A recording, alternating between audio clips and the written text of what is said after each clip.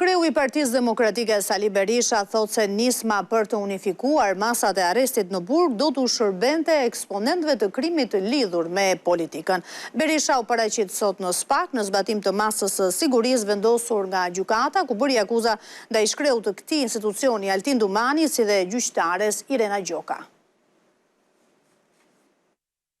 Nismën e kryetarit gjykatës së lartë Sokol Sadushi për rishikimin e praktikës gjyqësore mbi masat e paraburgimit, kryedemokrati Sali Berisha thotë se bëhet për të lehtësuar eksponentët e krimit të lidhur me mazhorancën. Sadushi është një vegël e damkosur e Edi Ramës, tëra kjo ndodh për të lehtësuar eksponentët e partisë krimit. Nga SPAK, ku ishte në zbatim të masës së sigurisë detyrim paraqitje, kryetari i Partisë Demokratike Sali Berisha ka vijuar akuzat ndaj ish kreut të këtij institucioni, Altin Dumani, për çështjen e pasurisë së tij. Në faqen 7 thotë e porosita apartamentin me kontratë porosie me 18 teti 2006. Në faqen 8 thotë në këtë apartament kam filluar të banoj në vitin 2004. Jashtë akuzave nuk la as gjyqtaren Irena Gjoka, për të cilën thotë se pati parregullsi gjatë procesit të hetimit për çështjen e dënimit në Greqi. Altin Troplini i hapi për ta mbrojtur dosje hetimore. Dosjen e hapi pa emër.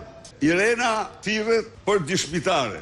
A mund të imagjinoni ju që dëshmia e Irenës ka vetëm firmën e Irenës dhe administrohet në dosje gjyqësore pa firmën e hetuesit? Lideri i demokratëve thotë se kryeministri Edi Rama është përgjegjës për rritjen e numrit të paraburgosurve në Shqipëri. Pilati që e krijoi këtë situatë, Edi Rama rrin dhe i kritikon, pasi ka mundësi, thot, u mbushën burgjet me paraburgosur, mbushet tit paraburgosur, e solve në atë mënyrë sa një gjykatës të vonoi 1300 ditë vendimin për ta zbardhur. Lideri i opozitës thotë se Partia Demokratike do të zhvillojë betejën me qeverinë nëpërmjet protestave, ndërsa u tregoi i rezervuar për skenarin e tubimit që do të zhvillohet më 8 maj.